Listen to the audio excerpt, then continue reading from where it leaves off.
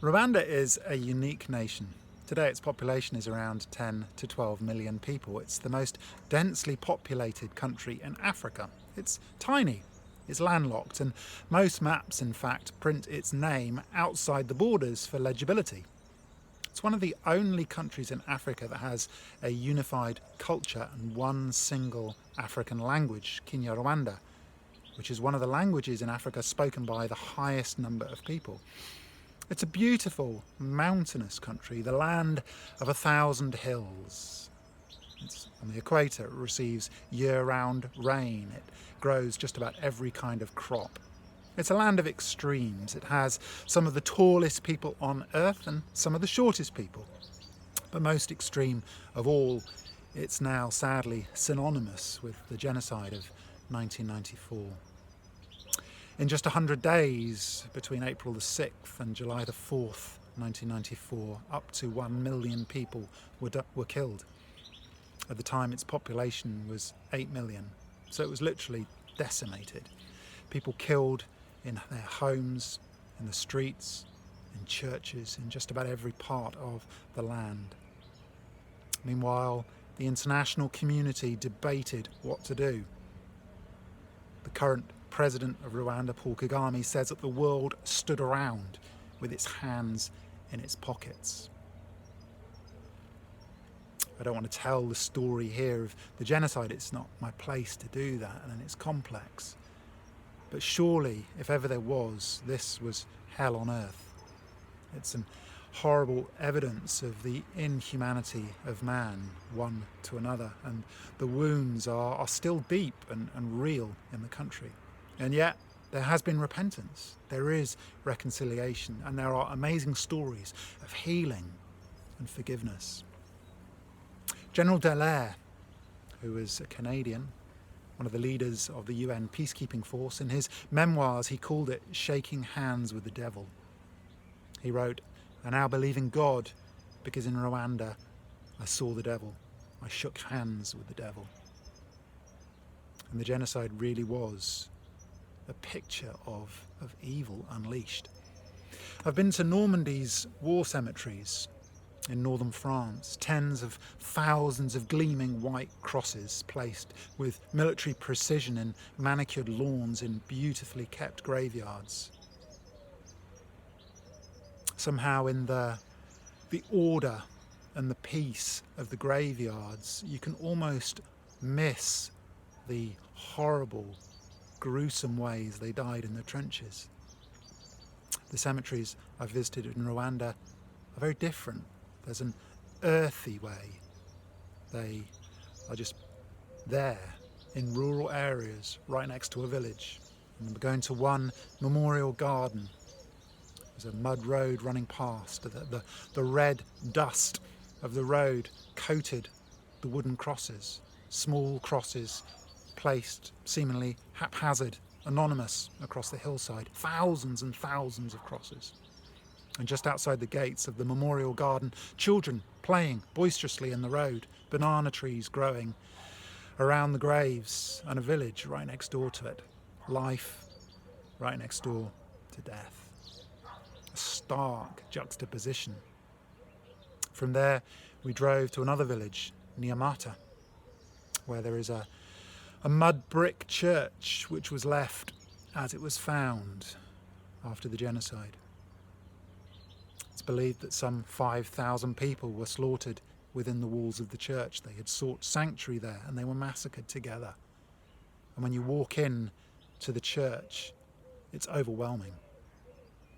Bones, skulls, a riotous debris, books, prayer hymnals, overturned benches, items of clothing, odd shoes, broken combs, small shattered mirrors lying on the ground. It's overwhelming. And there, at the front of the church, a simple wooden pulpit with an earthen chalice. And someone has placed a skull on the pulpit, staring out almost accusingly. It's a stark and shocking memorial. I first visited Rwanda in 2002, and went back several times over the years since then. It's a place that I've learnt to love. I love my friends there who are serving selflessly. I think of the leader in the country there. She told me that in her first years in Rwanda, she had a ministry of tears, sitting with widows, listening to their stories, hardly able to say anything, just crying with them, grieving with those who grieve, helping people talk and work through the long process of grieving. Other people told me some of their stories. I remember sitting with one of the students that I was teaching. His name, I'll call him Alan. He was in his mid-20s at the time. He had actually grown up in one of the refugee camps in Uganda that I had visited some 10 years earlier. I knew the place where he had grown up. He'd grown up as a long-term refugee in another country, longing to be home, hearing the stories from his family of Rwanda on the other side of the mountains. Sadly, his family were killed in the camp. He fled the violence into the bush. At that point, I think he said he was 8 years old. Living in the bush in Uganda, he got caught up in the civil war. He joined a group of soldiers who were living in the bush, Museveni's men. And he fought with them as a child soldier until Museveni came to power in Uganda in the mid-80s. And then Alan found himself living on the streets in Kampala, the capital. He took up with a group of Rastas and lived off his wits, living on the streets of Kampala. And then in his mid-teens, he met some other Rwandese people who were part of the RPF, the Rwandan Patriotic Front, refugees in exile fighting for their land. And Alan took up with this group and spent the next several years trying to win back his country. He was in the army during the genocide, invading from the Ugandan side and pushing through Rwanda until they took the capital of Kigali, which really marked the end of the genocide. Alan stayed in the army for several years after the genocide was finished. He was fighting in the DRC. He actually came to faith in the Congo, returned to Kigali, living there, and I met him in his mid-20s, 2 or 3 years after he'd come to faith. By this point, he was working with orphans orphaned by AIDS. He was working with widows left from the genocide. It was amazing to hear his story, how for 2 decades he had experienced just about every conceivable nightmare, constant ungrace. And yet somehow the cycle of ungrace had been broken. The abused was not becoming the abuser. Now he was part of the solution. He had discovered grace and a measure of healing, and he was reaching out to those around him. After talking to Alan, I sat at the evening meal surrounded by the students, the noise of the frogs and the mosquitoes and the dogs barking outside. And I got talking to Jane. Again, that's not her name. She was the same age as me. She also grew up in exile in Burundi. She was abandoned when she was very young by her father. She told me stories of abuse at the hands of her school teachers, of being abandoned by her boyfriend when he discovered that she was pregnant, of returning to Rwanda from Burundi when she was a young adult, of being imprisoned there, accused of being a Burundian spy, of 3 months in prison, realizing that no one on earth knew that she was there. And in her distress, she cried out to God and said, "If you're there, I need you." She told me that she heard an audible voice, "I love you, and you'll serve me." When she was released from prison, she lived through the worst days of the genocide. She had miraculous stories of surviving several near-death experiences. She showed me scars on her legs and her arms from grenades. She told me of one time when she was with a group who were all killed in front of her eyes, and strangely, mysteriously, a complete stranger who was one of the killers said, "Not her, and let her go. She had no idea why. And here she was, years after the genocide, living in a Christian community with other people, choosing the painful road of recovery. She was being challenged daily, she told me, to forgive, to choose to forgive and not to be angry. And in the years after the genocide, she forgave her father, she forgave her school teachers, she forgave the men in the prison. And then one day she was challenged she needed to forgive her boyfriend, the father of her child. She told me that this was hard. She didn't know if she could do it. And then one day, completely unexpectedly, she bumped into him on the streets of Kigali. She hadn't seen him for many years. She somehow found the courage to speak to him. She told him that she had come to faith, she was following Jesus, and that she wanted to forgive him for abandoning her. And she told me that as she was taking these steps to extend grace to other people, she was finding it easier to forget, easier to move on, easier to put the past behind her.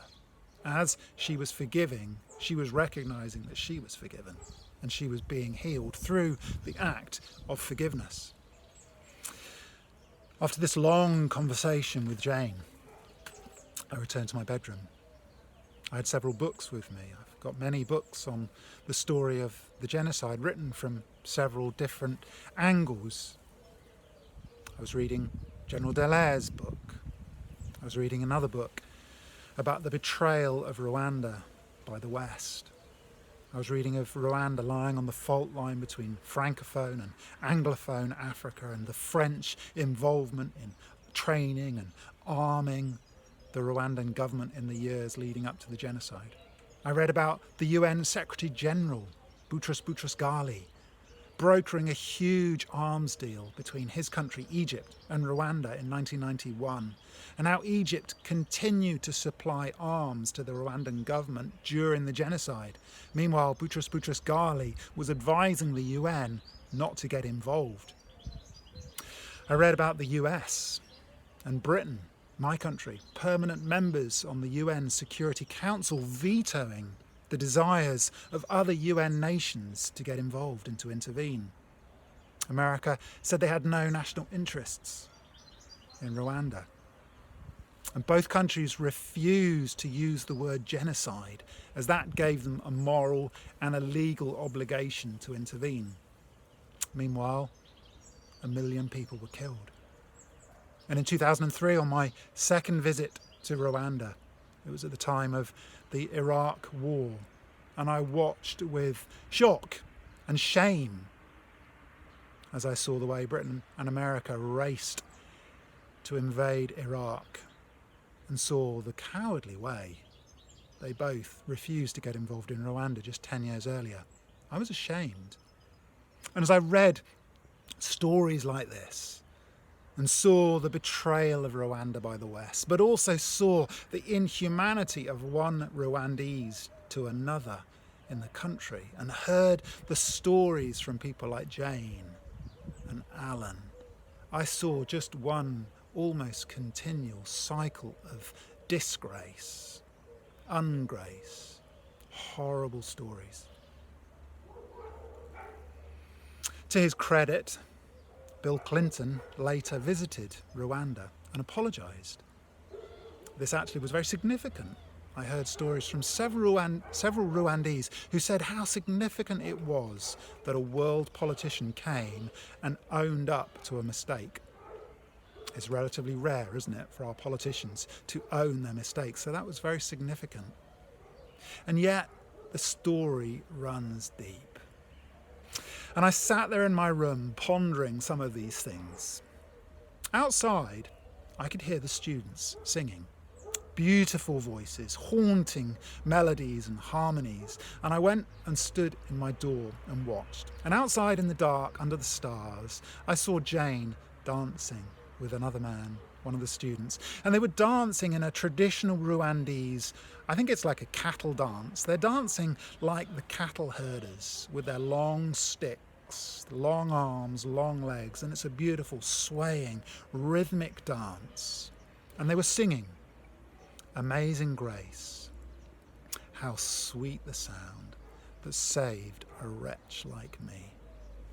I once was lost, but now I'm found, was blind, but now I see. In that same year, 2002, I'd been in Mozambique, walking in a swamp, and I told this story in another place of seeing a lily in the swamp, and later reading a couplet from George Herbert's poem where he says, "And here in dust and dirt, oh here the lilies of his love appear." And there in Rwanda, I saw that.